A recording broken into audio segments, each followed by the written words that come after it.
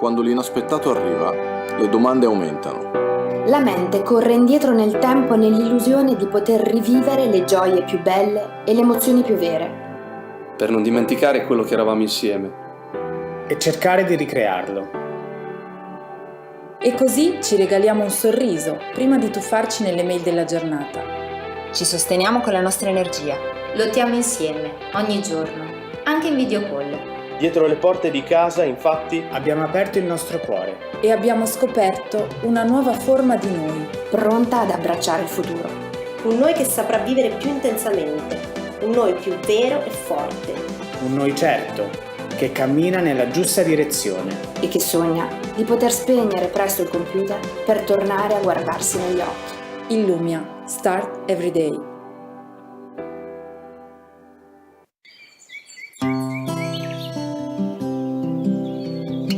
Days of hunger, won't you buy them for me?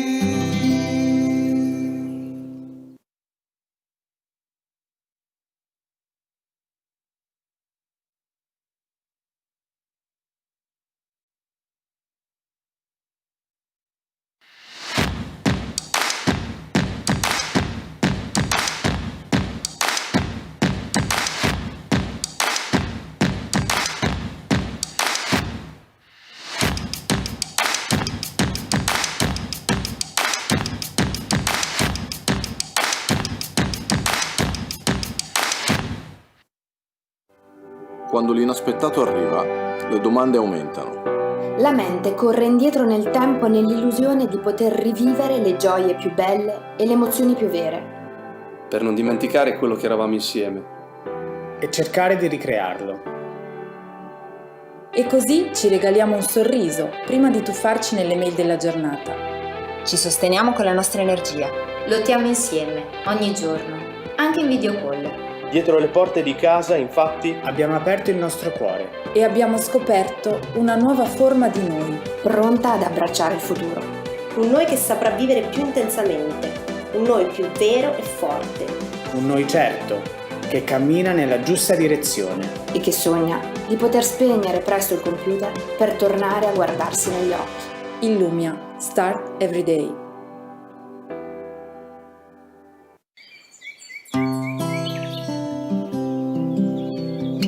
Days of hunger, won't you buy them for me?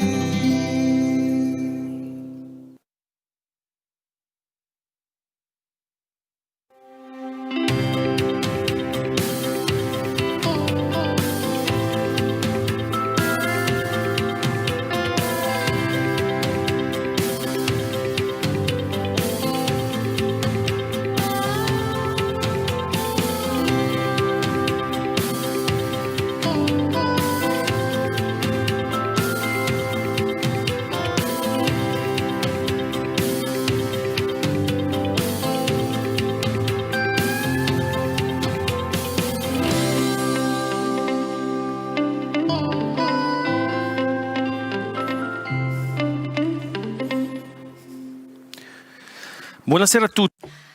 Good afternoon, everyone, and welcome to this very important session of the 2020 edition of the Rimini meeting. This is a political session and a very important one.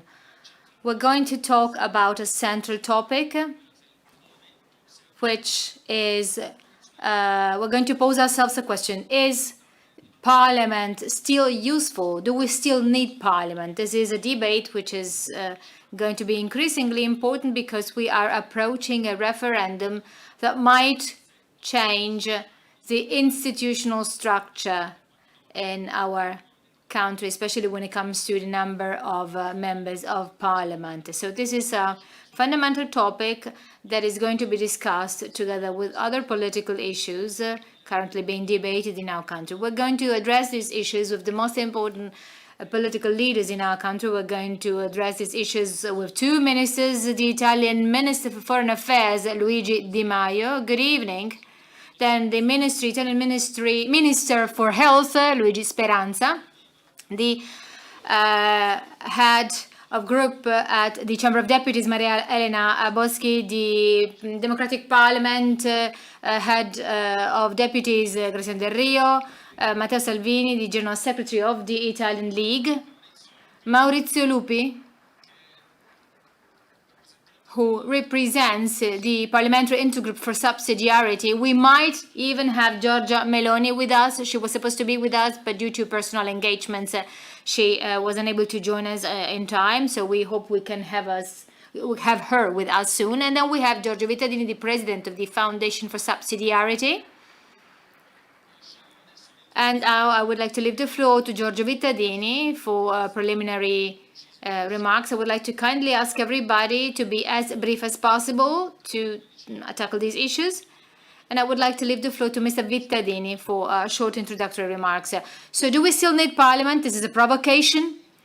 This is probably something that we've long debated.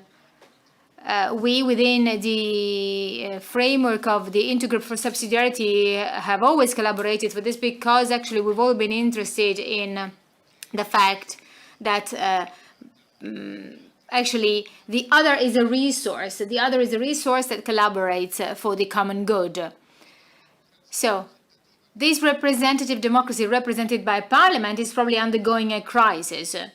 There are those who opt for forms of direct democracy, those who over the last 20 years have actually become passive and not interested in the group for parliamentary debates. Or there's the problem of being forced to accept one or more than one mandate, then the need to pass urgent decrees, which sometimes replace the action of Parliament without parliamentary discussion. Or another hot issue is the fact that there's the proliferation of bodies outside Parliament. So this means that parliamentary democracy is in crisis. However, for us, Parliament is a place of civil coexistence and the expression of people's will. And ultimately, this is the consequence of the crisis. Our republic, this has often been said when we organized an exhibition, the 70 years of the Italian Republic, is the place where the political parties are the first intermediate bodies that build Parliament. For example, President Violante has often explained to us that the very same constitution has been written in order to have parties represented in Parliament. And Parliament and political parties themselves had been conceived as something that comes before, for example, companies, associations, profit or non-profit, or volunteering associations.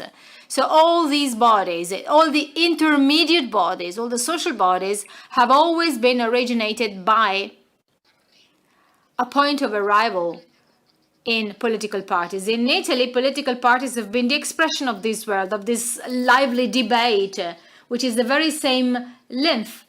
And this has entered a crisis because of the world of the very same intermediate bodies, and sometimes also because of the fact that this relation between intermediate bodies and political parties has become less important, sometimes also due to the fact that the very same political parties have become less lively. And still, we believe that this way of conceiving democracy that might include people who should not be isolated, that gather together, and parties are places of mediation and that they made up Parliament, is probably the best way. Churchill once said that democracy is the best form of expression of power, but we would like to add to this that actually this democracy should be exactly this type of democracy. So we cannot look back at the past, everything changes. So subsidiarity, this actually bottom-up process of parties have to change.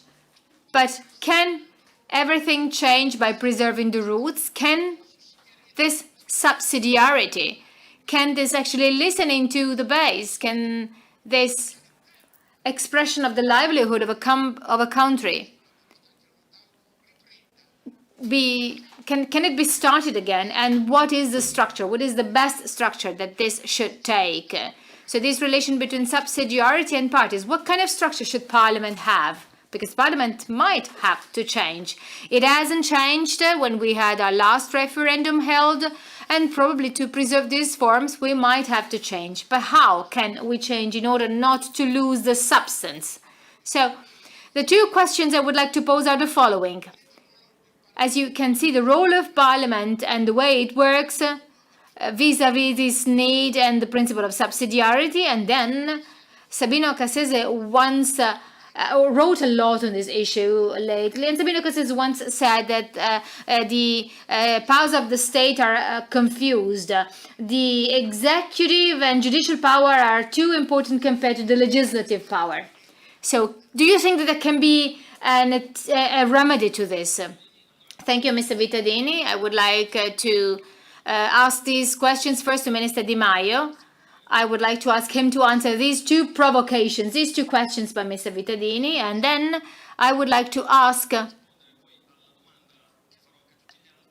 him to answer a question on Draghi's words, Mario Draghi's words when he inaugurated the Rimini meeting. Thank you very much for this opportunity. I would like to greet all those who will speak after me and the participants. To answer the questions posed, what I can say is that for 5 years I served as Deputy President of the Chamber of Deputies, and in that function I have seen what problems we experience, problems that might have led to a crisis not only of Parliament but a crisis of laws in general. The first fundamental issue is that we are currently debating the cut in the number of members of Parliament. This is a reform that basically was advocated by constitutional reforms of the center-wing parties, of the center-left parties, and actually we had a last vote at the Chamber of Deputies based on which all political forces expressed their favor towards this cut. In my opinion, the cut of parliamentarians testifies to the need for change. The country progresses, and because it progresses, it takes fundamental changes. And that's the beginning of a new pathways. With the cut of parliamentarians, we will then reform parliamentary regulations, which might hamper the functioning of Parliament. And then we have the electoral law, which is yet another hot issue, which we hope can be approved with the largest majority possible. So having said this, I believe that there are two main reasons why Parliament, institutions in general and Parliament in particular are now undergoing a crisis. So one reason pertains the ethics and the ethical values of parliamentarians and the public officials, or our reference values like democracy or the development of our company in terms of their institutional approach. In other words, they should serve as actually officials of the state, members of the state, and not they should not serve the interest of their parties. And then the use of decrees, probably we made an abuse of that. I also believe that when it comes to the issue of cutting the number of members of parliament, we should not look so much at figures, but we should look at the quality. And this applies also to the approval of norms. Norms and amendments are used and released as if we were dealing with press releases. So over the last 10 years, when we approve norms, sometimes the habit is that you approve norms just because you want to say that you have done them, but then you do not enforce it, you do not implement it. Then communication dynamics have enhanced communication. There has been an excess of norms, and citizens no longer understand whether the norms announced are actually being enacted. And then when it comes to Mr. Draghi, I very much appreciated what he said concerning young people. We're talking about a generation, those aged 15, 16 years of age, who will soon vote in a couple of years, as well as the right, and they will also have the right to be elected. In this stage in which we have to spend the money of the recovery fund, if we have a vision of our country for the future based on the future of this generation, well, then I think we will be able to help everybody. When you help young people, you can then help families, you can work also on economic development, and you can really give a vision to this country. And this is what I can say to many young people who still do not vote, but who should be brought closer to institutions. Politics is the place where their future is decided upon. So they can decide to be represented by a political party. So the suggestion I would like to make to them is that they should actually come closer to the political party where they feel they're most represented. And when they are not, when they feel they're not represented, my suggestion is that they move autonomously and that they create the occasions to participate in politics, because everything revolves around them. Also, debt emission, when like Mario Draghi said some days ago. So thank you, Mr. Minister. I would like to ask Minister Speranza and ask him to ask the questions posed by Mr. Vittadini. I have an additional question for you, an additional provocation. During the emergency of last spring, emergency decrees were basically the only ones used by the government. So you are a minister of this government. How do you comment this issue with relation to the fact that Parliament might not be needed? I would like to be very clear. First of all, I am very much in favor of Parliament. I might be out of date, but I still believe very strongly in the role of political parties. Political parties are recognized by our Constitution under Article 49. We often say that the Constitution is the beacon leading us all. Well, actually, there's an article in that constitution which basically says that democracy is organized through parties. And in my opinion, weak political parties, political parties that are based on just one leadership or that are not that transparent are the element which have been the weak element of the latest political years. So I think we should understand, in spite of the differences that represent us all, we should give, I think, send a central road to political parties. In my opinion, if we kind of kill political parties, we run the risk of killing the true element that makes public life possible. Because it is when you kill political parties that you run the risk of having oligarchies and distant political worlds. Clearly, this has to deal with the relation between democracy and the pandemic. As a Minister for Health, I signed a lot of decisions and ordinances, and I often wondered, without being certain of what I was doing. I also think that politics and politicians should question themselves. I often questioned of whether the need to protect the right to health could in a way clash against other rights enshrined by our constitution. In Italy, we took very difficult decisions. Many of these decisions were then followed by other countries in the world. When, as a minister, we still were not suffering from the pandemic, and COVID had not, there was no outbreak of in Europe. And when, as a minister, I would see those images of Chinese cities in lockdown, I actually wondered whether those actions could be taken in democratic countries. I wondered whether actually that could apply to countries with a different system of democracy. So somehow commentators were starting thinking that less liberal and less democratic countries could probably be better prepared to manage and face a pandemic. While here too, I have to be very, very frank. I believe that democracies in Italy, in Europe, and in the world have actually held. And being a democratic country has been a strength and not a weakness. what I saw here was the following. Of course, we were forced to take very strict measures. I mean, we forced people to stay home.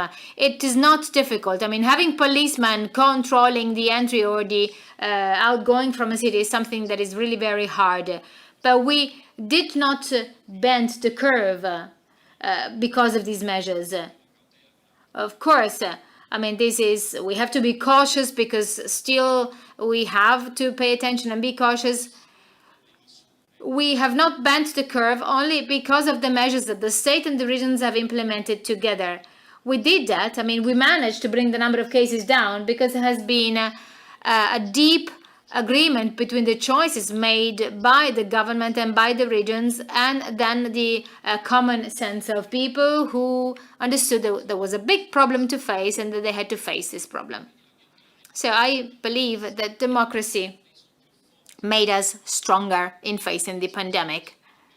And I think that this should be the starting point for us to continue working in a relation with Parliament that should be the best as possible. A government can exist only if it is supported by Parliament. So in spite of the many limitations and the difficulties that we might have, I believe that the democratic system is still the best system possible. So we need to work all together, trying to go beyond our differences to reinforce this democratic system, because this is a heritage of our national community. Thank you, Mr. Minister.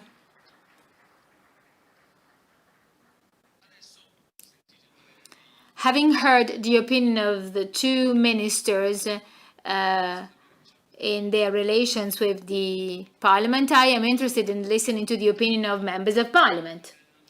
Maria Elena Boschi, please. Do you think that Parliament is still needed? First of all, good evening, and thank you for your kind invitation. And thank you also because the Rimini meeting always provides us with the possibility of discussing such central issues like that of the role of Parliament and the state of health of our democracy. This is what you're doing this year, but also, for example, in past years. Last year, there was a very interesting debate with Professor Cassese and Professor Simoncini, for example.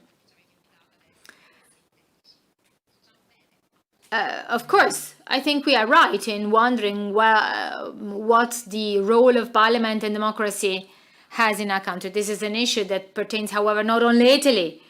All countries are wondering how democracy and Parliament today can meet the needs of citizens in times that require us to be very quick in taking decisions. And sometimes this need for fast decisions goes against the times of our institutions. And this has been clearly shown by looking at the debate in the United States. Some ministers have criticized President Trump on the need of not governing only through tweets, and then they highlighted the importance of rules. As a matter of fact, Barack Obama chose the Museum of the Constitution in Philadelphia to hold this message for the next presidential elections. Also, Mrs. Speranza said that when discussing our reaction to COVID. In some countries, in other countries, very worrying messages have been passed. And I'm thinking, for example, about the choice of the Hungarian parliament to close its activity during the lockdown period. So there are two kind of different groups. So Bannon, Orban, Le Pen, and then on the other side we have Frau Merkel, Macron, and other players on how we should renovate our institutions. So the topic concerning the role of Parliament is certainly pivotal. We should have a Parliament that is capable of giving answers. I believe it is necessary to give answers even when they are not popular. Also, Professor Cassese today wrote about the need to take decisions that are not that well acclaimed. For example, having passed the Jobs Act together with Graziano Delrio, or plans or programs like Industry 4.0 gave opportunities to the country, although they were not that popular. So sometimes it's more useful to take difficult decisions rather than being always present on Facebook to start doing something positive. Vittadini before asked us to comment on the role and the value of subsidiarity. So on the importance of volunteering associations, on the importance of citizens' participation in public life. I believe this is fundamental because that is the prerequisite to the state, and the state has to recognize those associations. And oftentimes we wonder how citizens, associations, and the third sector has, in a way, lost its trust towards institutions, towards the parliament. And so we as parliamentarians have to also wonder about the fact that we need to trust society, our community, the third sector, and probably maybe implement less stringent regulations in order for them to actively contribute. That is also part of our responsibility in a univocal exchange if we are to build this trust. One last thought, representative democracy. I agree with what Vittadini said before. I think this is clear for everybody. And I would like also to add that this democracy has to be able to take decisions. This has actually been what we have tried to do in the past. The attempt we made was to try and combine representation with the possibility of impacting and deciding. If we are to earn the trust of your citizens, you have to be able of providing answers in timely decisions. So that is why I believe that the issue of reforms is still very topical, and that you cannot simply limit that to just reducing the number of members of parliament. That's not the one and only reform. We need to go further and beyond that. So in this, I think that we can still have a lot to do. Thank you very much, Mr. Salvini. We've listened to the opinion of two ministers and of a parliamentarian who supports the government. Now we would like to have your opinion on parliament and how you envisage the parliament of the future. But first of all, thank you also for the courage of fighting fear and of actually bringing us physically present, because I start actually hating remote meetings. I like being present. Either you are a prey to fear or you come back to life, and I prefer the second option. Now, let me give you a couple of seconds. Parliament is important. Young people are important. Of course, nobody could say the opposite. But we have to be very pragmatic and translate these into facts. There are 3 pieces of legislation that we adopted when we were in government. The safety decrees, then legitimate defense, and the red code to help women suffering from violence. And these had been extensively modified from Parliament, actually. So safety, red code, and legitimate defense, and Parliament modified them with the contribution of the oppositions. And it doesn't seem to me that over the last few months the current majority has done the same. They basically simply called us when they needed us, but then for the rest we were not capable of basically modifying, amending anything. So it's not enough to say here before the Rimini meeting how important the Parliament is, but we need to give Parliament the possibility, both its opposition and the majority, to work. Let me give you an example. Let me talk about the school. So, the school is fundamental. There are 8 million students, 8 million families, 1 million teachers, and actually as a senator, and today it's the 21st of August, as a senator and as a father, I still don't know when I can bring my daughter to school, when I can have her back, where she's going to eat, how the desks are, if she can go to a gym, and how many teachers she'll have. And Parliament is not dealing at all with these issues. It's only the minister, and then the minister is basically quarreling and arguing with trade unions, and that's quite bizarre. So actually Parliament is needed. Everybody says yet. Actually, the cut of parliamentarians, of course, that's needed, but by itself it doesn't solve anything. I mean, a fulfilled and consolidated democracy forces that Italy, which is a diverse country, is fulfilled and consolidated democracy if it enhances territorial democracies, but only if it becomes presidential and federal democracy. So these are the 2 next models that we should be aiming at, that should be heading to. Then Cassese said that Parliament then delegates the judiciary too much power. Actually, I was trialed twice for the vote of parliamentarians who basically gave the judiciary this power. That's a very severe precedent, because today it's my turn, but tomorrow this can be the fate of everybody. So it's very severe, because the decision of a minister is decided not by citizens but by a court, and that's completely at the opposite of democracy. And then one last remark. I was listening to what Elena was saying. In Hungary, you have very bad people. Let me give you an example of policies for families. You may like them or not. In Hungary, you have one of the very few countries which is basically reversing the trend when it comes to the natality rate. Because last year, Premier Orban with Parliament approved a policy for families in January 2019 compared to January 2020. The natality rate in Hungary went up by 10%. While in Italy, last year we lost additional 116,000 babies. So you cannot talk about young people if you don't give them the possibilities to create themselves a future. So from this point of view, Hungary beats Italy 2-0. So thank you, Mrs. Salvini. I would like to thank Mr. Di Maio. He has to leave us. Thank you very much. He has an institutional engagement. Thank you.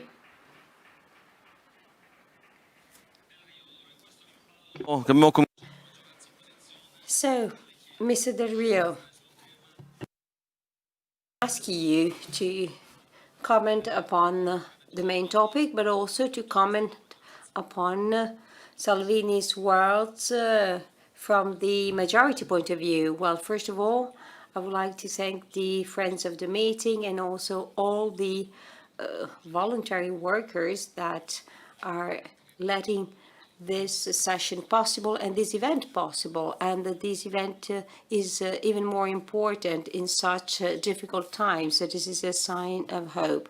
Well, going back to the subsidiarity intergroup of the Parliament, we are trying to make proposals that can make our country more credible and more solid. This is the kind of work we're doing with my common friend, Maurizio Lupi, who is here. So, going back to Vittadini's words, with no parliament, there is no democracy as we know it. There is no liberal democracy as we got to know it so far. Without the parliament, sovereignty and popular sovereignty as a concept that is expressed in the Constitution has no meaning. Everybody talks about the population and the people, but the only serious way to respect the will of the people is to respect the parliament, and it has to be considered in its role, and it can't be simply at the service of the government, otherwise it would be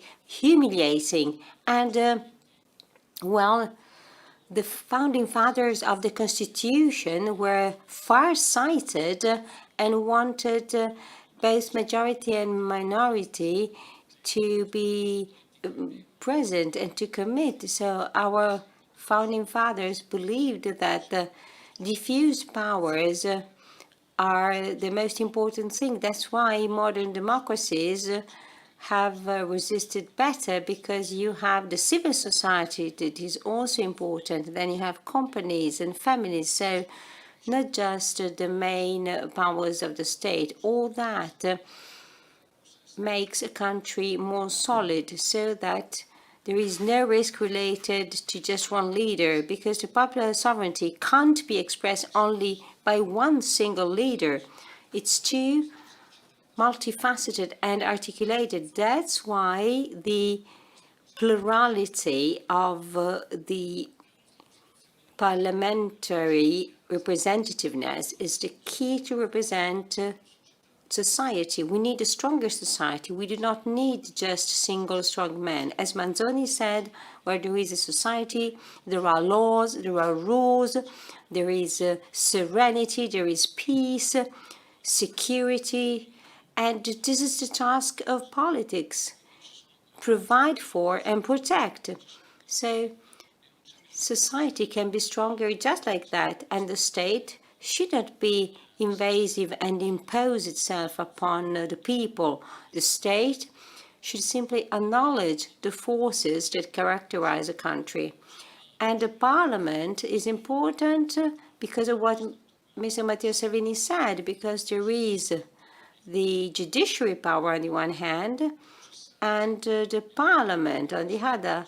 The parliament voted not to put Salvini on trial, but simply to see and assess if Mr. Salvini violated the laws of the Republic, because no citizen is above the law, not even a member of parliament. But why is it so that the parliament is becoming less and less meaningful then? Well, maybe because there was a too big role entrusted with political parties. So political parties somehow have been too present, too active. They have invaded all the main dashboards of the so-called main powers in Italy. So in this case, there was too much importance given to parties and their leaders. Today, there is a problem about the freedom and the quality of the circulating ideas. We need more freedom of ideas inside political parties. We need cross-cutting ideas and contaminations, because it's through contamination of ideas that the best solutions are detected. So it's not the Hobbes logic of the either friend or enemy. Politics is dialogue, is compromise. You listen to the other and its arguments. So the parliament has a meaning and a sense if there is this kind of underlying structure, because then, well, otherwise, if the means justifies, all purposes, so if the purpose justifies all means, well, then the parliament has no meaning at all. And so if you choose the best people in society and elect them in a parliament, but then you have no dialogue, then you impoverish society. So we need the parliament. Otherwise, the democracy that laid the foundation of our prosperity won't be there any longer, because so far we have simply made the most of that kind of system, of that kind of democracy. If we're talking about a possible second wave of COVID, because somebody in each family told their children, please stick to the rules, because somebody told their relatives, please stick to the rules because COVID is dangerous. So we have reacted as a people, and we have understood, and as a physician I can say it, we have understood that a so-called collective consciousness is needed to overcome such crises, with collective behaviors like washing one's own hands. So democracies can mature not because of single strong leaders, but because everyday men and women, parents tell their children, oh, that's the mayor, you have to respect him. This thing is dangerous, that thing is not dangerous.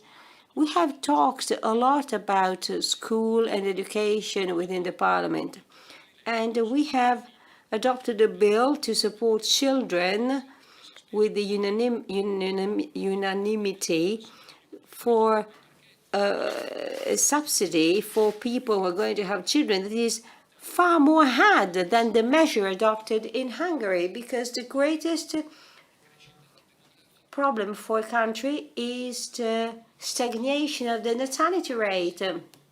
I'm proud of the fact that we have got together to recognize the importance of the private schools, and also we have adopted new subsidy schemes for people having children in order to be farsighted.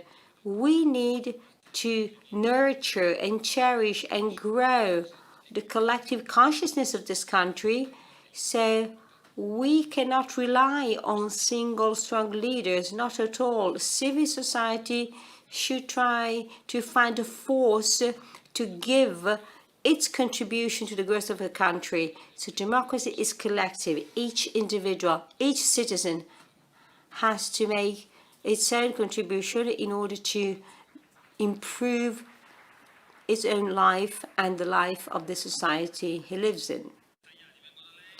Mr. Tajani, I come to you. Okay, so this first round is about the topic of the need to have a parliament. Is the parliament still needed? So please, let us know what you think. You have also been the president of the European Parliament, so the parliament of all parliaments. And also another additional question. To what extent is the European Parliament needed? Well, I'd like to thank the Rimini meeting for the invitation. And this is important, but not as much as having the courage to open up a debate on democracy in our country. It goes without saying that from a formal point of view, Italy is a democratic country. Democracy is the building block of our civilization. And demokratia comes from Greek and means power of the people. It doesn't come from English. So it's the basic building block of our society and civilization. That is why we have the right to ask ourselves whether in our country democracy is really protected or not. I'd like to link up with some preliminary remarks. In Italy, we haven't had for quite some time a government expressing the people's will. Well, agreements and deals have been made. We had a previous prime minister that was supported by Movimento 5 Stelle and Lega, so the League and the Five-Star Movement. And then the Five-Star Movement has remained, and now there is the Democratic Party that forms the alliance. I don't know how it could get along with the League, and now it gets along with the Democratic Party. It seems just a way to stick to the power and hold the power, but still. What worries me the most is the cultural attitude, and not many people talk about that. Alessandro Barbano, an important liberal journalist, talks a lot about that in a nice book about rights and duties and democracy. Well, just because democracy is the power of the people and the parliament gathers together the representatives of the people, my question is it maybe an attack to democracy, for instance, sustaining the idea that members of parliament should be chosen accidentally among Italian people and Italian citizens? So when it comes to the course of life, and most of all when it comes to choosing the representatives of the people, it's not true that, being elected or not is not that important. It is important. So that means saying something that is not true. Again, popular will is very important, the will of the people, because otherwise we undermine democracy. When people think to be able to do anything with votes that are obtained through IT platforms, so is that the way to decide the future of a country? Is the Rousseau platform that can decide about the future of this country with 50,000 people, or maybe the members of the parliament elected by the people? I don't know, maybe we can decide which is the best system. But considering the members of parliament represents the people, well then they play a key role. Each institution should play their own role. I mean, provinces, municipalities, regions. I mean, that's the meaning of subsidiarity, vertical subsidiarity, but then you also have horizontal subsidiarity. But this is what democracy is about. When the judiciary power that, according to the Montesquieu Baron, who wrote about the separation of the powers, there is the executive power, the legislative power, and the judiciary power. But when the judiciary power is converted into political power, well, you may accuse me of propaganda, you're complaining because Berlusconi was on trial so many times. Not at all, ladies and gentlemen. Here there are people who know what the invasion of justice into politics is about. And, well, it's not just a matter that affected the center-wing party.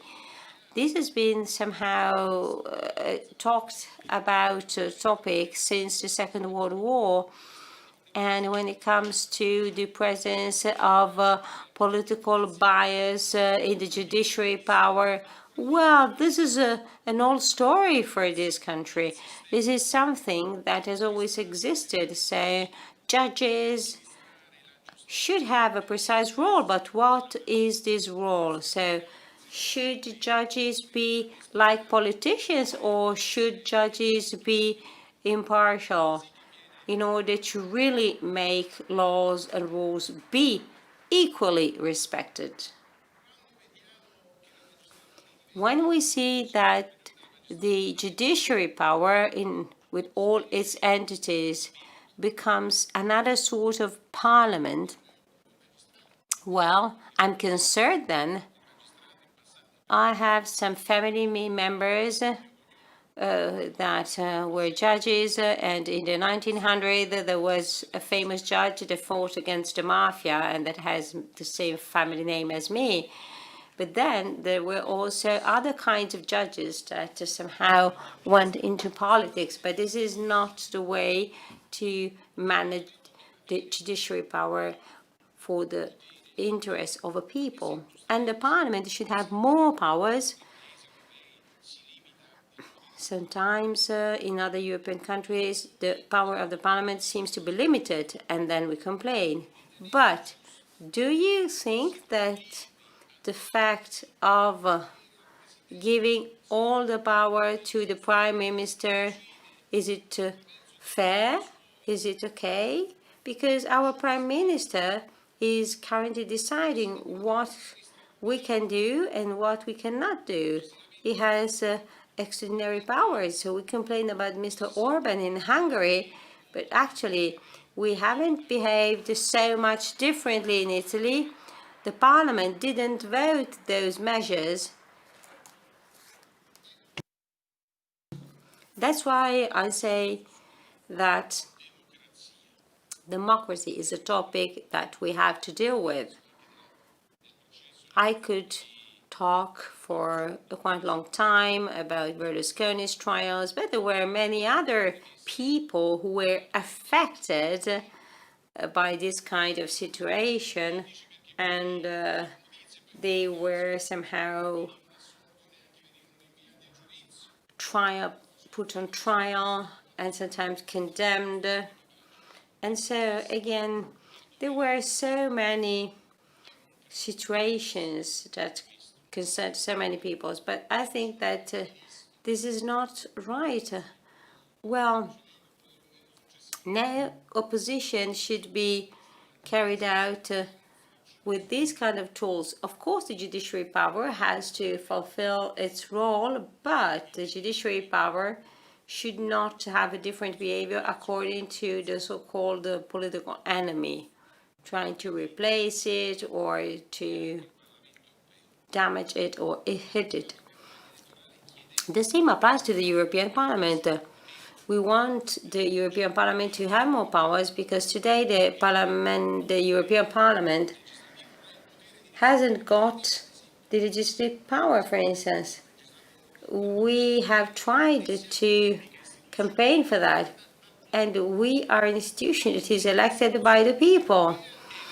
The European Parliament is the only European institution that is elected by the European people with the proportionate system. So if we really want a more democratic Europe, Europe of the people, not all about bureaucracy, if you really want to express the will of the European people, we need to get the legislative power for the European Parliament. Do you think that it is fair that all over the world, members of Parliament can submit drafts for new laws, so bills, but then, I mean, in Europe, we can't at European level? So this is such an important debate also at European level. And as to the cut of the number of the members of Parliament, well, I must say that Forza Italia has always been in favor of that, but not to be somehow demagogically oriented because members of Parliament, they need to be hit. You have better ones, worse ones. Some of them are smart, some of them are not that smart. So it's not about being good or evil. Members of Parliament simply need to represent the will of the people. And when reforms are being carried out, okay, I am in favor of the cut of the members of Parliament, but within a much broader reform framework. So the reform that had been presented by the centre-wing party included a more general reform of the system, so it was not a demagogic choice, not at all. I think that we should somehow protect ourselves from a hidden danger, aiming at decreasing the power of democracy in our country. Professor Lupi, we would like to finish this first round of questions with you. You represent the Subsidiarity Parliamentary Intergroup, so please let us more about your own point of view on this topic and also about all the many things that came up from this first round. Well, first of all, good evening everybody, and I would like to thank the Rimini meeting because each year they let us somehow take stock of what we have been doing over 1 year as Subsidiarity Intergroup. First of all, our first and most important goal is not finding agreement, but discussing, exchanging. And I would like to thank also Minister Di Maio for having joined. Usually, there is much more debate when people do not join a meeting. And I must say that the presence of Minister Di Maio and through him of the five-star movement is a step forward. Subsidiarity is the real answer to this question. Is the parliament still needed? And young people keep asking me that. We have so many priorities, and why do you keep talking about subsidiarity? Well, we need to answer this question because we have realized that during the lockdown that the parliament is the place for dialogue, and subsidiarity is the place to put this dialogue to the test in reality, because there's a view who felt being limited and trying to understand what to do with work, with children being grounded at home, and maybe feeling abandoned or desperate. I mean, the people who felt like that and looked for representatives and who could they sort of rely on? Where is the alive society? Where is the society that feels to be represented? Where is that institution? Is that the government? Not at all, because the government usually expresses one majority and should do their job. The parliament instead is where all political forces are represented, and the ability to listen to each other, to dialogue, are the key elements.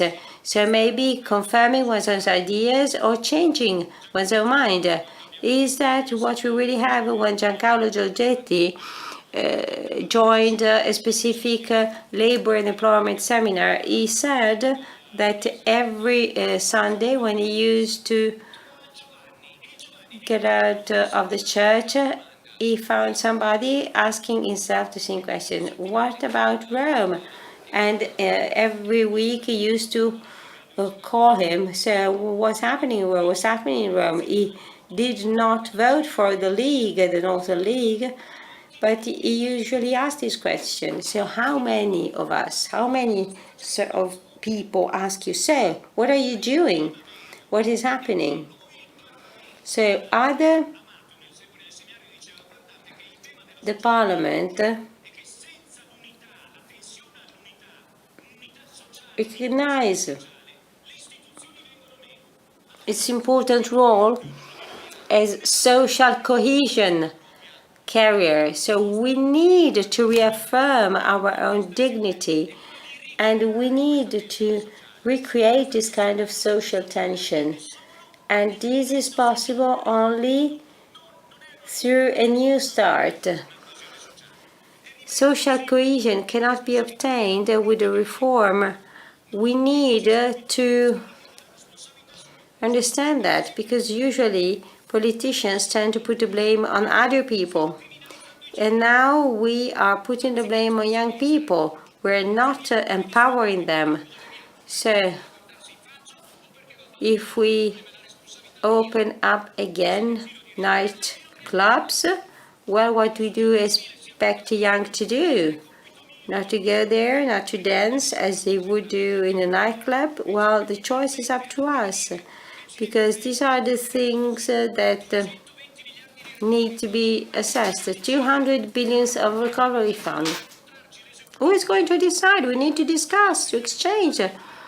And then the government, of course, will fulfill its role, but first we need to exchange, and common good should be expressed through our own ability to express ourselves. So the parliament is the place for representativeness, representation of interests.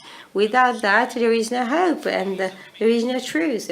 That is why subsidiarity is very important. Of course, we need, then to divide and to share responsibilities, but this is the first and the most important awareness-raising step. My parents always taught me that the things that are the most authentic are the coming from the bottom, because they're more solid, like plants. They were farmers and they came to the from the Abruzzo region. So we need to go back to that bottom, and certainly we will see a road to travel along in front of us. So I go back to Mr. Vittadini because we started with your questions. So please let us know what you got from this sort of first round. First of all, let's start with leaders. Complexity can be tackled by several people. So that's the first idea I got from the debates. Secondly, platforms do not equal democracy. So a yes or no is not enough. It's not a poll. Third, let's stop with a parliament of designated people, because those get rid of the real essence of democracy. So we should go back to preferences, or at least to primary elections. Fourth, let's stop using the judiciary power to fix conflicts, because the judiciary power is okay, but every time you have an enemy, you have recourse to the judiciary power while you kill democracy. Then usually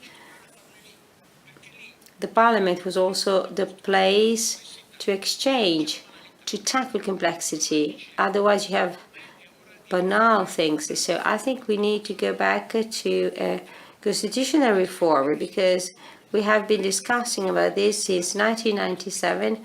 So many things have happened since then, and if you somehow react only on a sort of emergency basis, well, this is not enough. We need to be the first actors of subsidiarity. It's not about putting the blame on parties. We need to act first. The so-called intermediate bodies of the civil society need to go back to their original role. I mean, at the meeting, we should try to go back to real parties, authentic parties, and not plastic made. Because, as sustainability principles say, plastics needs to be get rid of. I would like to ask Minister Speranza one more question. A number of issues have emerged, but there's one thing I would like to comment on in particular. This is what Mr. Lupi said before. How will the money, the financial resources of the Recovery Fund be spent? What will be the role of Parliament in managing these financial resources and in the decision over projects? I believe that actually there's no doubt on this. This is a historical moment for our country. And I have to acknowledge that after an initial stage of difficulty that the European Union had in managing the crisis from a health point of view, some delays occurred. I often urged the meeting of the ministries for health of the European Union. At the beginning was difficult because only Italy seemed to be the ill patient of the world. But then after initial difficulties, there has been a turning point, and the last Brussels summit testified to a completely new scenario. And Italy there managed to have its voice heard, and it brought a very good result home. So an unexpected result, very positive. So how can we use those financial resources? That's something that should go to the benefit of the whole country. And of course, this means that we have a huge responsibility. Ever since the beginning of the crisis, I've never been polemic towards anybody. I've worked, I've collaborated with everybody. Whenever I was asked by mayors or governors of regions, I never asked what political party they belong to, because I believe that when you're faced with a crisis, you need to work together and understand how you can take your country out of such a dramatic situation. If I think of the massive amount of resources that we get from Europe, a European Union that has regained its political identity. I am a pro-European, a convinced pro-European, and that is why I was so angry when I saw that at the beginning Europe was slow in providing answers. So as a pro-European, I was paradoxically even angrier towards the European Union. I think that we should start a true discussion in Parliament with all political parties involved, as well as within society. I mean, these are resources that can help us change the country, and we have to use them at best. As Minister for Health, I would also like to add a final remark, where clearly health comes before everything. The experience we've gone through over the last few months should give us a great opportunity. I'm not saying it so loud. I mean, the crisis has been so striking that it's difficult to talk about opportunity, but this is exactly the challenge. We need to turn this crisis into an opportunity to start again. And I think that the very first brick to start again is to start reinvesting in the National Health Service again. That's the most important heritage we have. We've realized that our health professionals have realized that, our health system has held this tidal wave. It has managed to counter this tidal wave. And in spite of this, our health professionals managed to withstand it. But now we can no longer pretend that problems are not there. I keep on telling the words of Pope Francis, there shouldn't be anything worse than wasting this tragedy. Worse than this crisis is actually our inability to try and solve it. So I think the first thing we should do is to use resources for the National Health Service. I mean, basically eliminating the cuts that have been made for 15 years and start reinvesting again. Because the National Health Service is really the most precious thing we have, and that's the brick we need to start again. Here too, allow me a final remark. I think we make a great mistake when we create a juxtaposition between economic and health issues. I am in favor of the recovery of the country. But of course, we need to be aware that in order for our country to start again, we need to, win the health battle. And to do that, we need to have properly functioning and effective national health services equipped with the good resources. So I think that I expect the most in terms of discussion among all political parties of this, but we need to set investments in the health of our country as our first priority, as the first point in our agenda. So I am advocating some kind of an agreement, a pact involving the whole country, not so much the engagement or the commitment on the part of a minister or a government of a region, but a big covenant. For example, in December 2019, we approved the Covenant for Health, and that was signed by myself and all the regional presidents, whatever their political party. And that is because health represents a big challenge for the whole of Italy, and that's the biggest brick that we need to lay if we are to restart again. So it seems to me that you're not going to set up other task forces, if I'm not mistaken. Ms. Boschi, I would like to ask you another question, a question concerning another topic, which is that of the additions that we might give to the reform of Parliament. So my question is, do you think we will actually have a reform of the electoral law before the 20th of September? Do you think we can lay the foundations for that? Actually, this is a question that was suggested to you by Graziano Delrio, because this is basically our buzzword in terms of electoral law. We, as Italia Viva, have always said that we're always available to exchange views also on the electoral law, and we agree on the fact that the rules have to be drafted together, actually going beyond the parties that support government. We need to have a broad consensus. But it seems to me that apparently the country has other priorities. We believe we now need to concentrate on providing tangible, concrete answers to people who do not know whether they will keep their business open, who do not know how they can pay for the salaries of their employees, who do not know how schools will open in 2 weeks' time. And that's the priority for us. So the priority for us is to bring Italians back to work, or at least allowing them to limit the loss of jobs lost due to the to the pandemic as much as possible. Of course, we are all responsible and we're all afraid for our own families and ourselves. But at the same time, we cannot run the risk that there is an additional crisis that gets even worse, with the subsequent risk that it becomes basically unsolvable. Because actually we have seen what we are paying, how much we are paying due to the lockdown. So that's the priority. The other priority is to bring children back to school. I think that we've taken a clear stance. We were the first to take a clear stance at the beginning. Because of that, we were very much criticized. Because of this, Italia Viva has started talking about reopening schools, and the very same Maurizio Lupi focused on this issue.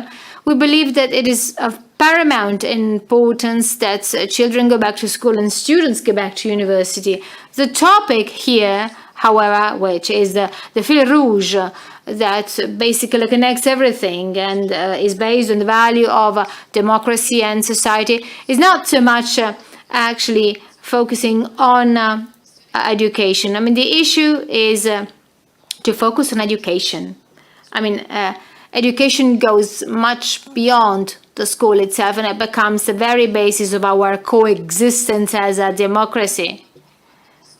And personally, that's the part of Draghi's speech that I found most interesting. I mean, he focused a lot on education, he focused on young people, but also on how we can bring the future of our future generations. We are already asking a lot to our future generations. We are all taking on a great responsibility because they will be the ones who will actually pay the price for this decision. So I think we all feel the burden of our responsibility in our parliamentary activity. So certainly we will focus the issue of reforms, but the priority for me is to understand how we will spend all the money coming from Europe, and I think we have to recognize that a huge step forward was made. It was unthinkable before that Europe could envisage such a sharing of responsibility and resources of this extent. But then these resources have to be transformed into money that is then given to businesses, to professionals. Otherwise, everybody loses in terms of credibility if they just become some kind of a headline in the papers or a speech in parliament and there is no implementation, because we then create a boomerang effect and we increase the distance between ourselves and society. I really hope that this experience, this negative experience that has been so dramatic for many families, which we still have to face, without being afraid, without being alarmistic. I mean, we need to, whatever the circumstances, be able to stir hope and create the situation, lay the foundations so that the country trusts the future. I think that's fundamental. And the fact that you decided to hold the meeting this year was a signal of hope.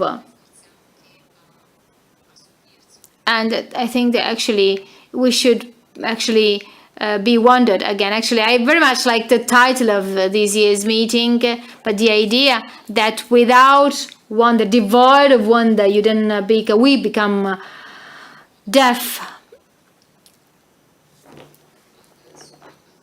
to the sublime. So to this ability of feel wonder again. I think that the experience of these months have made us understand how important social relations are, not only relations on social media.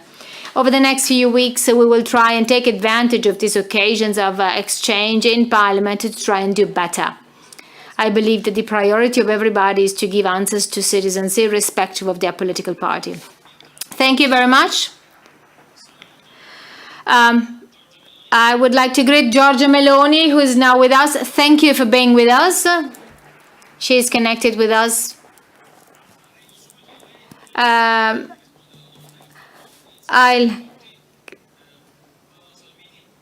like to ask Mr. Salvini now, if we take as our main reference point the regional elections that will take place on the same weekend of the referendum, do you think that Parliament will be hit and shocked by that? Because we're talking about Parliament. I'd like to start again from the issue of freedom and freedoms. If I look back at the past few months, one of the pictures that struck me the most was to see the Carabinieri, for example, interrupting a mass. Okay, health is fantastic, but there are some basic values that cannot be questioned. Then, the educational freedom. I mean, headmasters are denouncing the absence of rooms, of classrooms, but still you basically still consider private schools as B-class schools.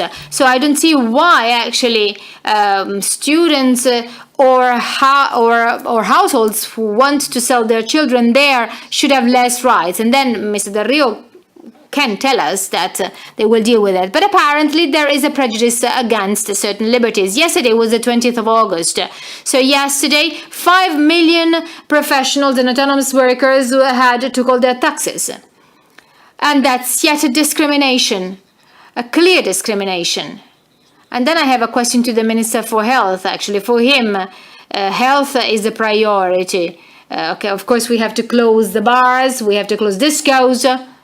But one of the bills which is there in Parliament, supported by about 100 parliamentarians, concerns the legalization, liberalization of some drugs. So I do not understand how the two can be combined. Please tell me why discos are a place of damnation, while Parliament would like to give access to the free trafficking of some substances which are harmful. And this is scientifically proven. So the issue of freedom goes well beyond health.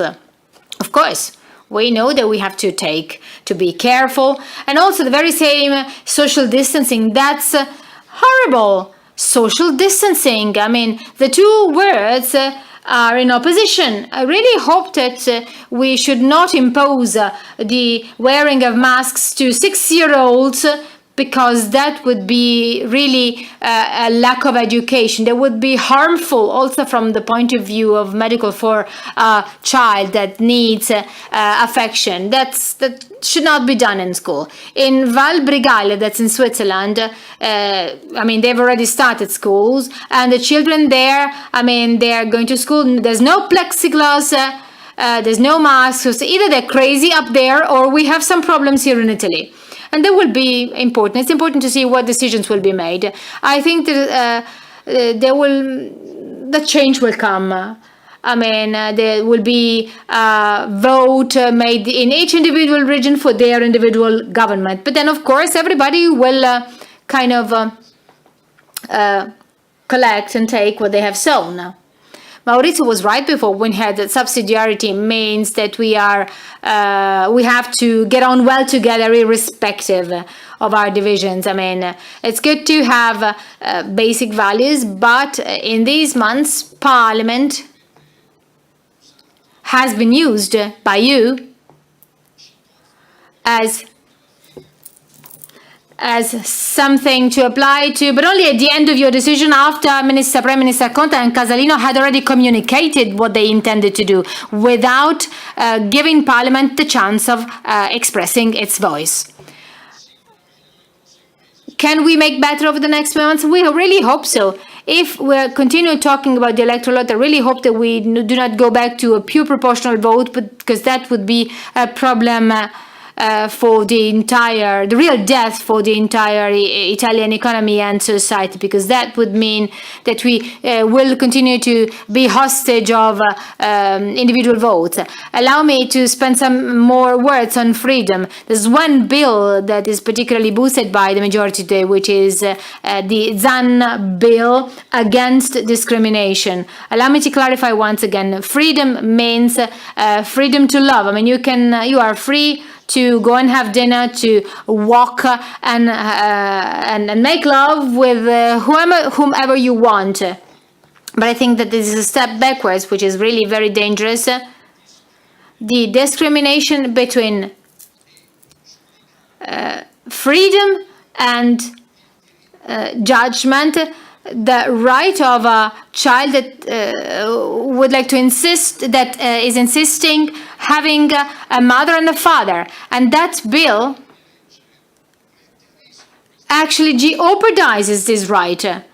I mean, I am trialed because I blocked for 4 days the landing of some illegal migrants. Of course, if in the future I dare say that the adoption by gay couples are not the future, but rather that they refer to a selfish attitude on the part of adults that is paid for by children. So actually, we are there, but freedom is for everybody. I mean, there are 7 regions which go to the vote. They always forget about the Valle d'Aosta. But actually, you have Veneto, Liguria, Tuscany, the Marche, Apulia, Campania, but also the Aosta Valley. And this evening, we have Inter playing against Sevilla, and actually, I'm coming from a number of places in Tuscany, and then Faenza, Castelguelfo. I'm seeing lots of places. But actually, we have started from 5 to 2 for the others. So 5 regions administered by center-left majorities and 2 regions administered by center-right coalitions. The vote will be very important for the regions. And I really hope that from now on until the 20th of September, we won't have anybody questioning the right to vote and the reopening of the schools, because that would be a very bad signal. So please tell some of your technicians to serve as technicians, but please let children go back to school, and please let citizens vote, because they are technicians, but only at the service of citizens and not to influence their lives. And probably some of them have misunderstood what their role is. So 5 to 2 for the center-left coalitions. But if the results will be reverted, well, probably the problem is not ours, but rather this is going to be a problem for the majority. I really hope that on the 22nd of September, we will discuss of the many billion euros available. So far, we haven't done that. There was a decree on the money, the so-called Decreto Liquidità. At the beginning, Prime Minister Conte talked about 400 billion available in banks, and then we back then suggested, put forward some proposals, some amendments, because we feared that like that would create too many problems for small businesses. And actually, to date, we have seen that borrowings given below the sum of 13,000 euros have only reached the amount of 16 billion euros, while he was talking about 400 billion. So one thing is virtual reality, another different story is actual life. So please, my request to you is that you should involve Parliament. It's not just we're not just talking about formal matters. These are basic matters. Otherwise, citizens believe that they are taken fun of. I mean, taxpayers consultants are going on strike. And then doctors are asking for 5,000 more specializations. Out of a given amount of money, we might spend some more money for families and businesses. I think that it is our obligation to do so. We approved something that might work in the future. The money from Europe might come next year, but actually many Italians are having problems now, today. So I really hope that prejudices are brought down, because sometimes Parliament seems to me that actually it always neglects what is basically private, that sometimes many people fear that it is in counterposition with the public sector. Having a juxtaposition between the public and the private actually does not go to the benefit of the country. Sometimes the private sector is better than the private sector because the public sector is not capable of managing certain things. I mean, I think that both should be left working.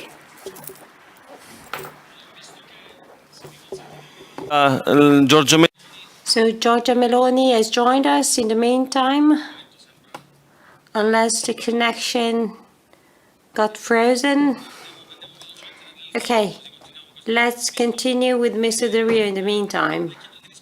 So, I would like you to react to some of the things Mr. Salvini said. Well, he said many things. To which one specifically? So please reply to this. In your opinion, I go back to the last thing you said.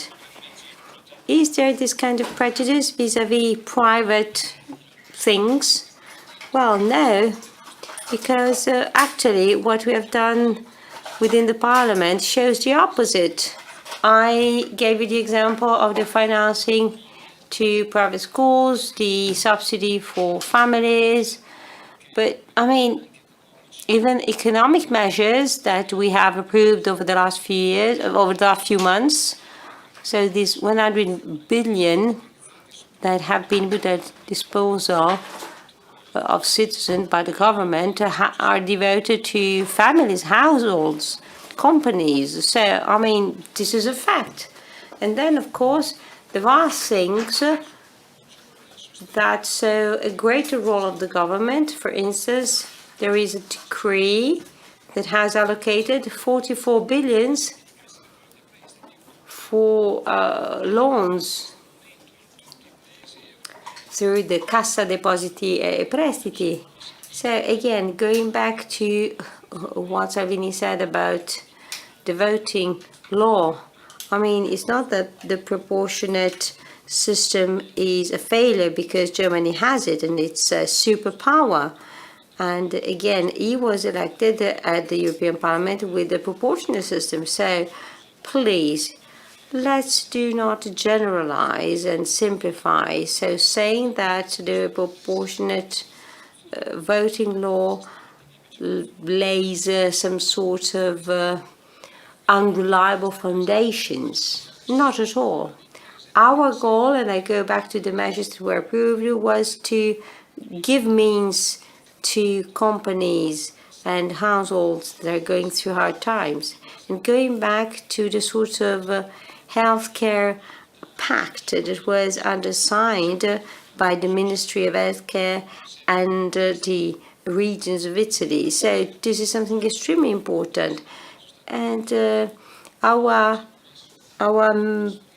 physicians and doctors and nurses and first responders have been the real heroes of the first phase.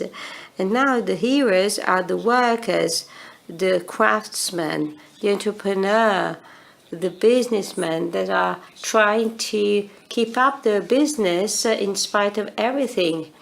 And well, the fact that much of the money that we have allocated has not reached yet the recipients is something that certainly is not good. We should speed up things. But, I mean, the state wants to support them. So Cassa Depositi e Prestiti should invest more as its German and French homologues.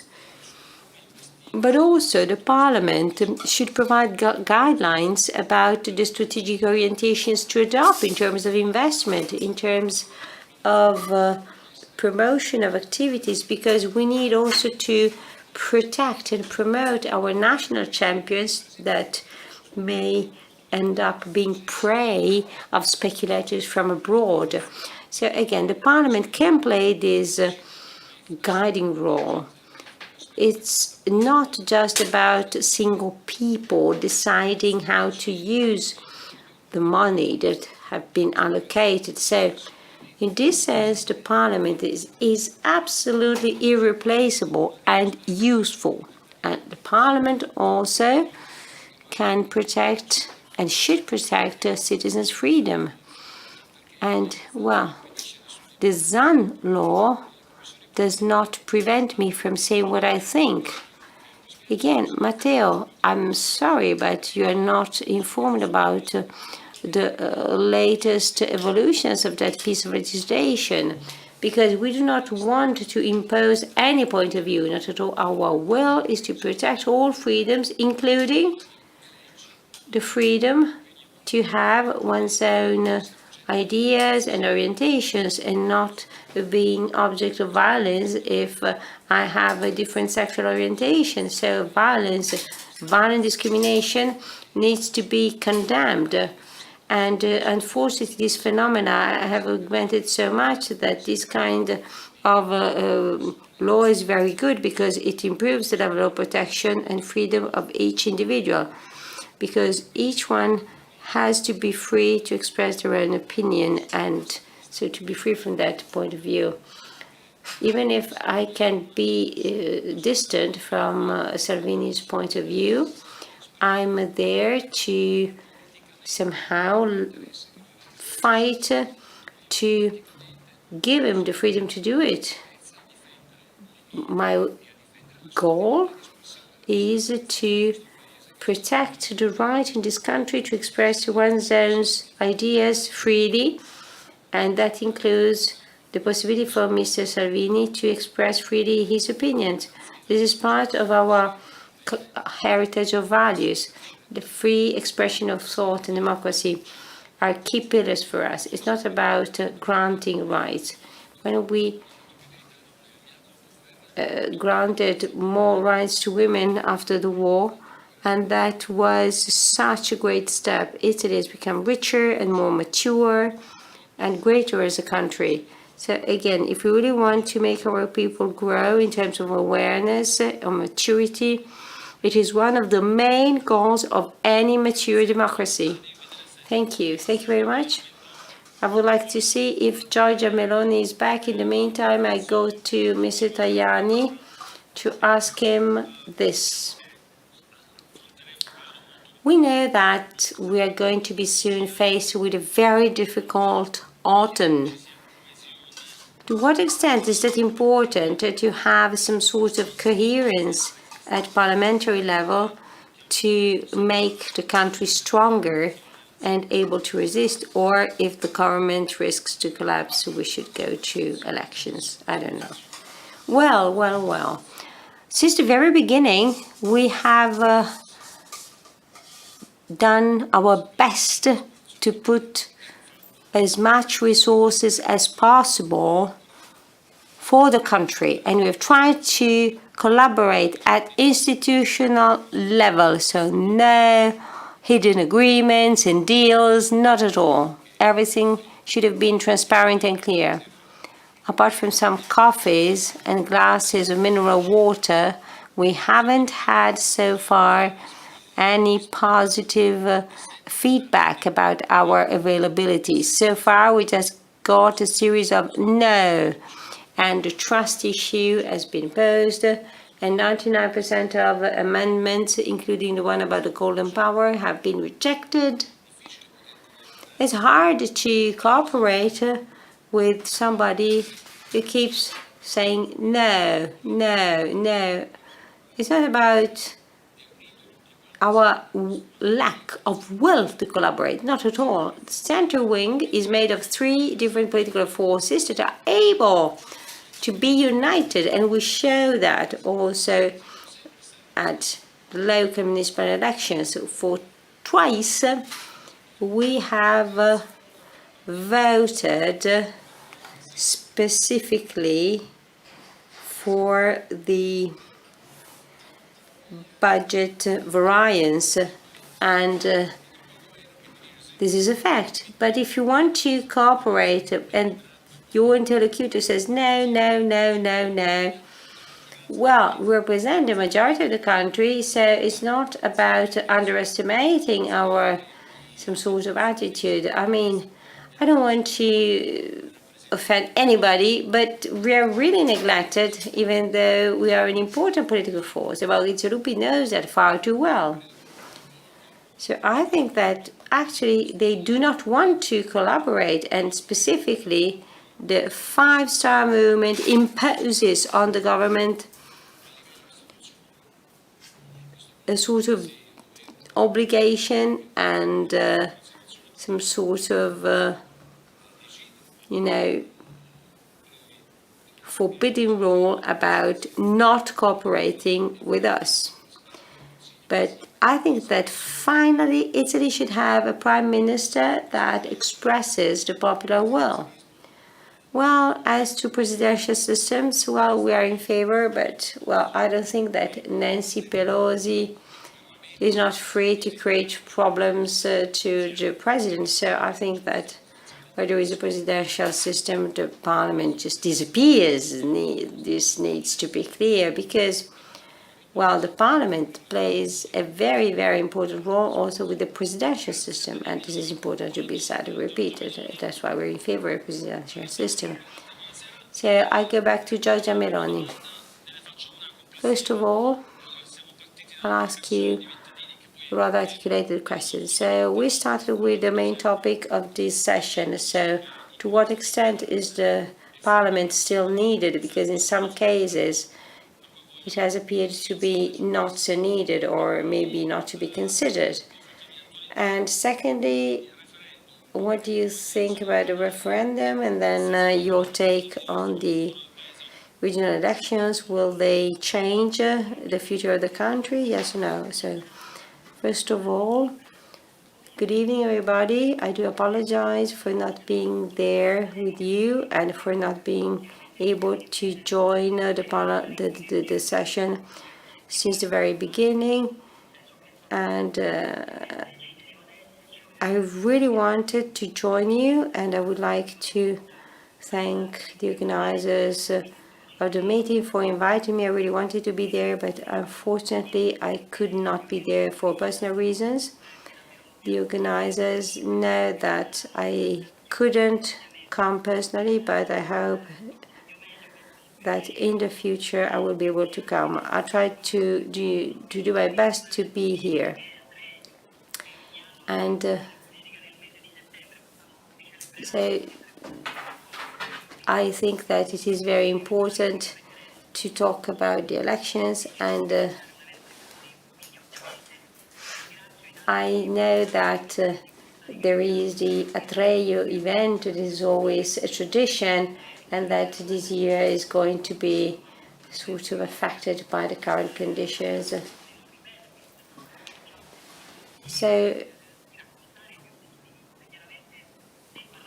I want to tell you my take about the importance of the parliament.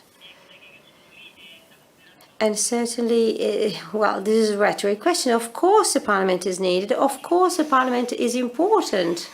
And especially in a democracy, in a parliamentary democracy. But we should also be frank and honest, because over the last few months, in particular, the parliament played a marginal role with respect to the role it should have. And I heard once the Prime Minister talking about the central role of the Parliament, and he said, the Parliament played an important role because I went there to present my measures and I heard everything that was said by the members of Parliament. So do you think that this is the role of the Italian Parliament? I think that in this view, the Italian Parliament seems to be like a group of observers and spectators for what the government does and the Prime Minister does. Of course, the government made its decisions and approved decrees, and in those cases the Parliament had simply to take stock of what the Prime Minister had decided. And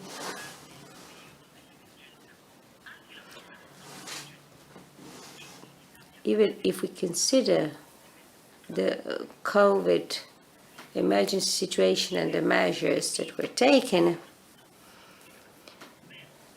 well, actually, our Prime Minister didn't motivate the choices with scientific sort of studies. And we were among the first to support the need to make sort of extreme measures. But just in the beginning, because the state of emergency can't be prolonged forever. That's why recently we have not been in favor of a sort of extension of the state of emergency because we do not see the need of that. The only thing is that the government keeps the right to keep issuing decrees, and to me this is not needed anymore, so it can't be tolerated. So last year, we had in August the government crisis, the parliament was somehow summoned in 24 hours. Well, I think that, of course, the parliament should be summoned if needed, but we need to keep a separation of powers. The parliament should go back to its power. So I simply do not agree with this kind of proceeding. That's why I asked for a comeback of the parliament and its certain role. I started doing that during the COVID emergency. I've proposed a specific new approach and having a sort of common dashboard to make decisions together. And in the past, yes, the government skipped the parliament too many times. But when it comes to the way to use the billions of euros allocated by European funds, well, I think that we should be consulted. We really wanted to have a dashboard, and the meeting with the Prime Minister were just something cosmetic. And, well, we proposed what we proposed because we believed that it was necessary. And I would like to somehow have the members of the government and the majority to be somehow able to take up their own responsibilities. So we have also tried to be ahead of time. So we had proposed a lockdown before the government did, even if our proposal was of a shorter lockdown. And the extension of the golden hour was also part of a proposal. And then Prime Minister said that the special subsidies for people forced not to work, so for the redundancy was also reinforced. So I must say that actually we have somehow preceded many choices of the government. And this leads me to a second remark. Why is it so that the government was not so available to us? Because within the majority there was a too strong a debate, so we could not be interlocutors because within the majority there were opposite views about that. So in case there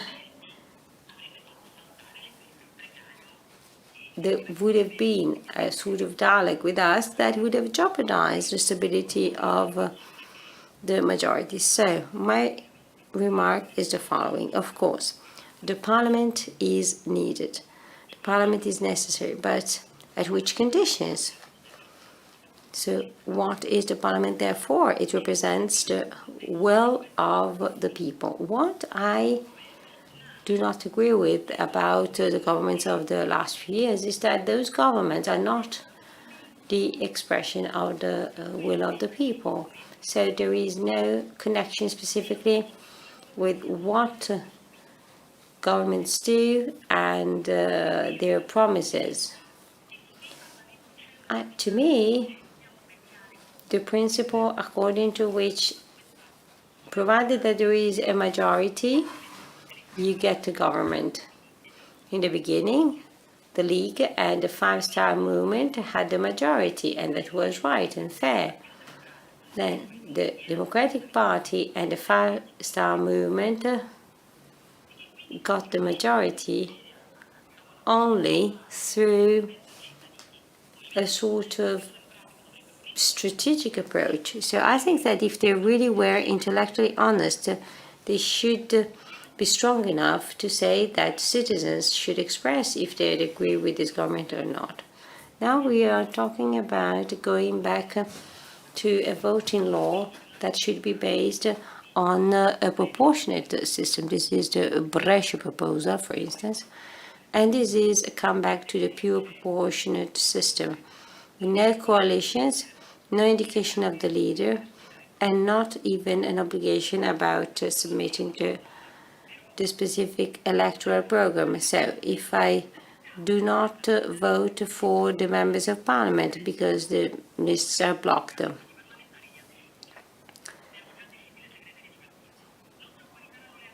if I don't know the alliances because the alliances are never declared beforehand, I don't know about the programs because they are not submitted.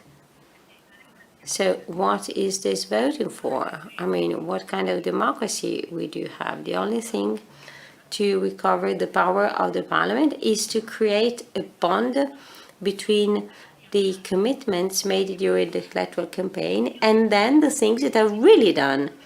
So citizens should be free to vote for politicians that then will be able to carry out the visions for the future that they have presented during the electoral campaign.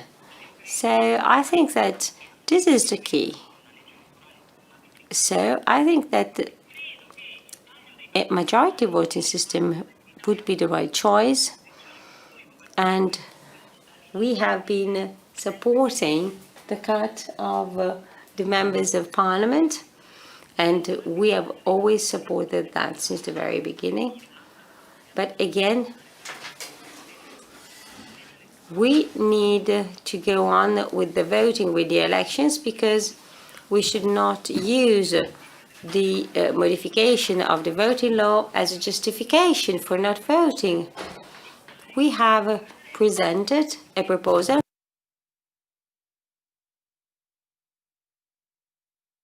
and we could vote the day next to the referendum. Why not? So we always think that, well, the voting law, usually, it's something that should or could go to the benefit of those who have more chances to win the next election round. But we have proposed something that we could have a sort of quick to approve operating, electing and voting law right after the referendum. I think that voting a new election law is an act of responsibility, because otherwise we really risk to make our citizens feel like abandoned. We should not be scared about facing up new challenges. And I'm also in favor of the presidential system.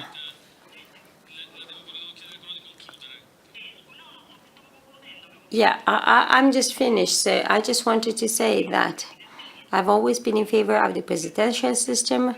We have submitted many proposals on this. I think that there are no dangers. There are semi-presidential systems or presidential systems that work very, very well. And I don't know why we do not want that, because I think that such a choice would be a good solution to stop once for all the put the blame on somebody else attitude.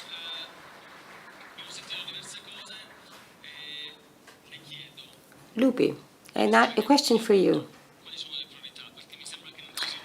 What are the priorities then for the Parliament? Because I've seen that there are different opinions.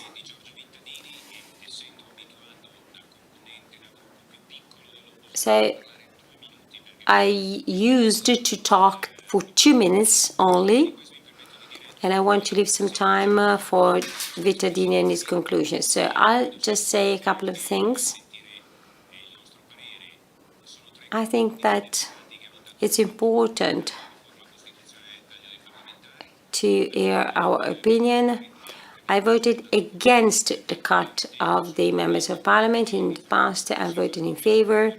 Now I voted against because I think that reforms should be made for responsibility and not for popularity. And to me, but I tell it to me, that demagogy is about adulating the people to reach one's own purposes. But I take full responsibility of these words. Well, we have said that Parliament is the place of dialogue, and subsidiarity is the demonstration of this dialogue. Well, we need to represent our people and what these people stand for. Well, I would like to remind you that over the last few years, some laws have been adopted thanks to the dialogue. The 5 per thousand is a merit of our Intergroup. The specific law for small businesses, the law to facilitate the comeback of the so-called brains in our country. So again, we want now to work on a law that will recognize in the school system and educational system the non-cognitive skills. And also we need to recognize even more the investments in human capital, in training, in long life learning, in knowledge, should be somehow acknowledged and be able to have tax breaks for those initiatives. So this is another small work we did that can be a very important thing in the future. Vittadini, so please share your conclusions with us. Well, I would like to thank you for your presence and dialogue. And you see that it is possible to talk peacefully without quarreling. And I understand that there is a fight for the power in the short term. But of course, we also have a dream and a hope that beyond the emergency, we hope that the present forces will develop something for the long term, something common, because we have serious issues, work, employment, the healthcare system, the education system. So we can't solve these issues with governments that keep fighting against each other, government opposition. So this is, again, about what Professor Draghi said, new generations need to be taken care of. And also, let's go back to the good debt concept. That means that maybe people in the parliament, in a cross-cutting way, accept to find the minimum common denominator and use it as a catalyst. Because, otherwise, we will stuck always in these sort of perverted alternation of governments that keep fighting each other simply by destroying what the previous government of the opposite political party has done. We need to find, common ground. And again, even in Germany, we're able to find common ground. Also in other countries, maybe this is a sort of utopia I see, but this is what I would like to see. I would like to see people agreeing. I would like to see people going beyond differences. It's about hope, a value of humankind that is able to go beyond indifference for the common good. This is about what Caron said yesterday night about hope. And this is really what we need to overcome this difficult moment. Could we use a common good as a sort of a common element? Do you remember? Also, history that has showed us similar examples. We need to see the Parliament as a place where you can find this common ground. Once Violante talked about a communist member of Parliament who had insulting a member of the extreme right all through the meeting, and at the end he said, okay, you insulted that person, but now you have to go there and apologize and offer coffee because we need to cooperate in a cross-cutting way. We need certainly, some reforms, but we really need to set priorities together for the common good. Otherwise, we won't be able to do what Professor Draghi suggested, and without that, we will really be in a very disastrous situation. I thank our guests for their participation. Thank you very much, and a very nice evening to all of you.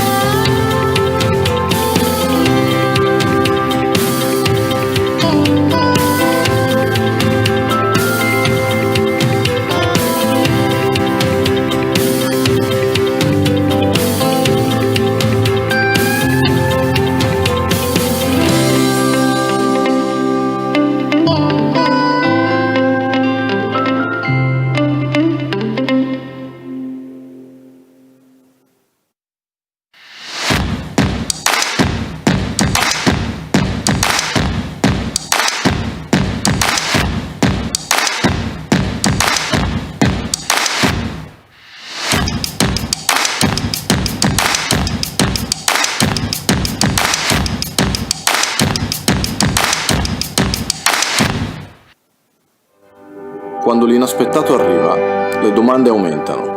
La mente corre indietro nel tempo nell'illusione di poter rivivere le gioie più belle e le emozioni più vere. Per non dimenticare quello che eravamo insieme. E cercare di ricrearlo. E così ci regaliamo un sorriso prima di tuffarci nelle mail della giornata. Ci sosteniamo con la nostra energia.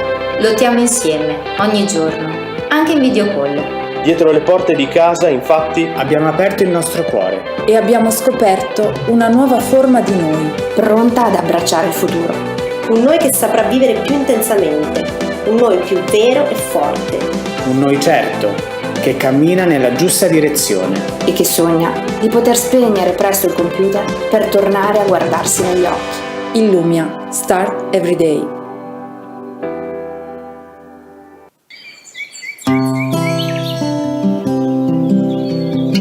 Days of hunger, won't you buy them for me?